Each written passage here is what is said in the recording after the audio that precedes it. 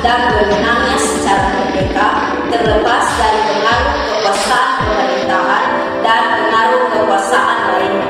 Penuntutan merupakan tindakan jaksa untuk melimpahkan perkara pidana ke pengadilan negeri dan berwenang dalam hal dan menurut syarat yang diatur dalam undang-undang dengan permintaan supaya diperiksa dan diputus oleh hakim di sidang pengadilan yang benar-benar bersalah dan telah memenuhi unsur-unsur tindak pidana yang disangkakan dengan didukung oleh barang bukti yang cukup dan didukung oleh minimal 2 orang saksi.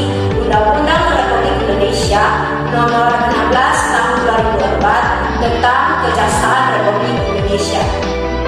Kejaksaan sebagai salah satu lembaga penegak hukum dituntut untuk lebih berperan dalam menegakkan supervisi hukum perlindungan kepentingan umum, penegakan hak asasi manusia, serta pemberantasan korupsi, kolusi, dan nepotisme atau KKN.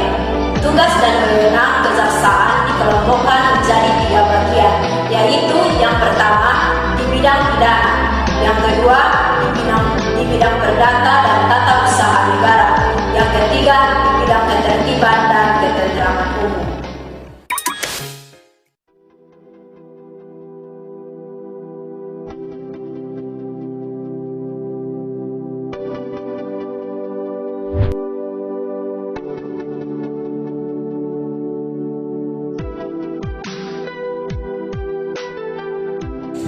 Peran Komisi Pemberantasan Korupsi atau KPK. Komisi Pemberantasan Korupsi atau KPK adalah komisi yang dibentuk pada tahun 2003 berdasarkan ketentuan Undang-Undang Republik Indonesia Nomor 30 Tahun 2002 dengan tujuan mengatasi, menanggulangi dan memberantas korupsi. KPK juga memiliki tugas antara lain yang pertama, koordinasi dengan instansi yang berwenang melakukan pemberantasan korupsi. Yang kedua, supervisi terhadap instansi yang berwenang melakukan pemberantasan korupsi. Yang ketiga, melakukan penyidikan dan penuntutan terhadap tindak pidana korupsi. Yang keempat, melakukan tindakan-tindakan pencegahan tindak pidana korupsi. Dan yang kelima, melakukan monitor terhadap penyelenggaraan pemerintahan negara. Tugas dan wewenang KPK berpedoman pada asas yang pertama, kepastian hukum, yakni asas dalam negara hukum yang mengutamakan landasan peraturan perundang-undangan, kepatutan dan keadilan dalam setiap kebijakan, menjalankan tugas dan wewenang KPK. Yang kedua, keterbukaan, yakni asas yang membuka diri terhadap masyarakat untuk memperoleh informasi yang benar, jujur dan tidak diskriminatif tentang kinerja KPK dalam menjalankan tugas dan fungsinya. Yang ketiga, akuntabilitas, yakni asas yang menentukan bahwa setiap kegiatan dan hasil akhir KPK harus dapat dipertanggungjawabkan kepada masyarakat atau rakyat. Yang keempat, kepentingan umum, yakni asas yang mendahulukan kesejahteraan umum dengan cara yang aspiratif, akomodatif, dan selektif. Dan yang terakhir, proporsionalitas, yakni asas yang mengutamakan keseimbangan antara tugas, wewenang, tanggung jawab.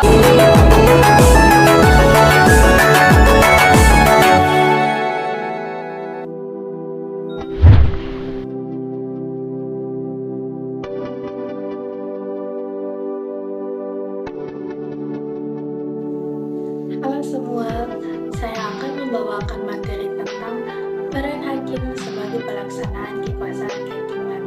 Nah, pertama-tama kita harus tahu tentang titel hakim.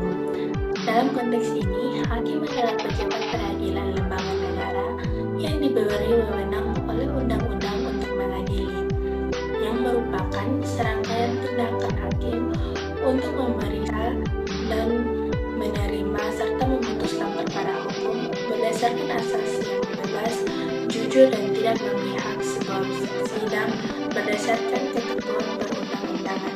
Perwujudan kekuasaan kehakiman diatur sepenuhnya dalam Undang-Undang Republik Indonesia Nomor 48 Tahun 2009 tentang kekuasaan kehakiman yang merupakan penyempurnaan dari Undang-Undang Republik Indonesia Nomor 4 Tahun 2004 tentang kekuasaan kehakiman. Kekuasaan kehakiman ini dilakukan oleh Mahkamah Agung beserta badan-badan peradilan yang berada di bawahnya, yang meliputi badan peradilan yang berada di lingkungan peradilan umum, peradilan agama, peradilan militer, dan peradilan tata usaha negara, serta oleh usaha Mahkamah Konstitusi. Lembaga-lembaga tersebut adalah lembaga penegak keadilan yang dibersihkan dari setiap intervensi, baik dari lembaga legislatif, eksekutif, maupun lembaga lainnya. Kekuasaan kehakiman yang diselenggarakan oleh lembaga-lembaga tersebut dilaksanakan oleh hakim. Upaya hakim dalam menegakkan hukum, keadilan, dan kebenaran. Hakim diberi kekuasaan yang merdeka untuk menyelenggarakan peradilan. Dengan kata lain, hakim tidak boleh dipengaruhi oleh kekuasaan lain dalam memutuskan perkara. Apabila hakim mendapatkan pengaruh dari pihak lain, maka cenderung keputusan hakim ini dianggap tidak adil dan pada akhirnya akan disahkan masyarakat, serta wibawa hukum dan hakim akan pudar. Hakim berdasarkan jenis-jenisnya dibagi ke dalam 3 kelompok, yaitu yang pertama, hakim pada Mahkamah Agung yang disebut dengan Mahkamah Agung. Yang kedua, hakim pada badan peradilan yang berada di bawah Mahkamah Agung, yaitu dalam lingkungan peradilan umum, lingkungan peradilan agama, dan lingkungan hakim pada pengadilan khusus yang berada dalam lingkungan peradilan. Yang ketiga, hakim pada Mahkamah Konstitusi yang disebut dengan hakim konstitusi. Perbedaan konsep pengadilan dan peradilan. Setiap hakim melaksanakan proses peradilan yang dilaksanakan di sebuah tempat yang dinamakan pengadilan. Dengan demikian, terdapat perbedaan antara konsep pengadilan dan peradilan. Peradilan menunjuk pada proses menyelidiki perkara yang diselesaikan, sedangkan pengadilan menunjuk pada tempat untuk mengadili perkara atau tempat untuk melaksanakan proses peradilan guna menegakkan hukum.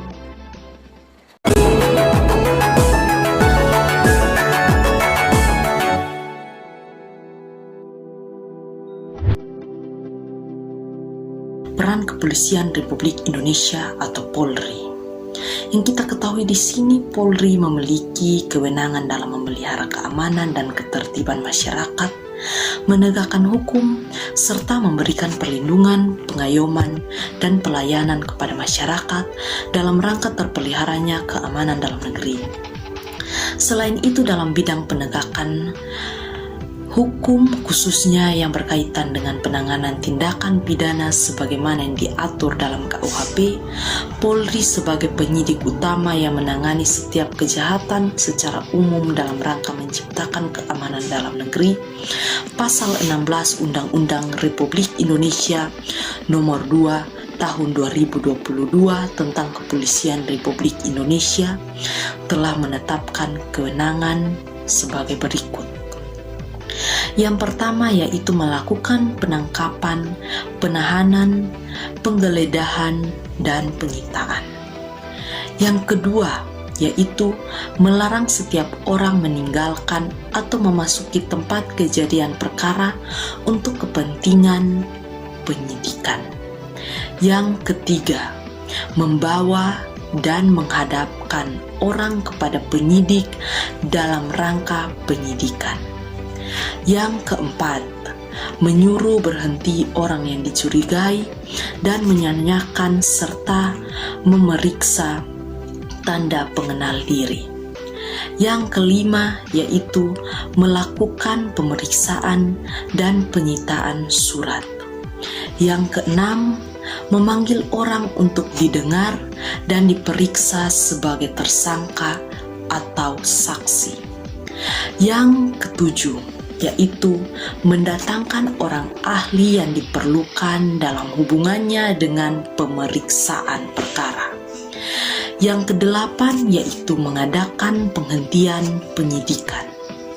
Yang kesembilan, menyerahkan berkas perkara kepada penuntut umum.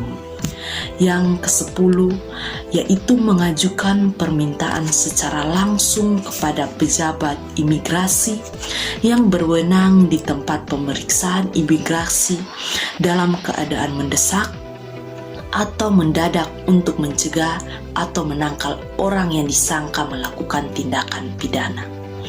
Yang ke-11 yaitu memberikan petunjuk dan bantuan penyidikan kepada penyidik, pegawai negeri sipil, serta menerima hasil penyidikan penyidik pegawai negeri sipil untuk diserahkan kepada penuntut umum. Yang ke-12 yaitu mengadakan tindakan lain menurut hukum yang bertanggung jawab, yaitu tindakan penyidikan dan penyidikan yang dilakukan dengan syarat sebagai berikut. Yang pertama yaitu tidak bertentangan dengan suatu aturan atau hukum. Yang kedua, selaras dengan kewajiban hukum yang mengharuskan tindakan tersebut dilakukan. Yang ketiga, harus patut, masuk akal, dan termasuk dalam lingkungan jabatannya. Yang keempat, pertimbangan yang layak berdasarkan keadaan yang memaksa. Dan yang kelima, menghormati hak asasi manusia.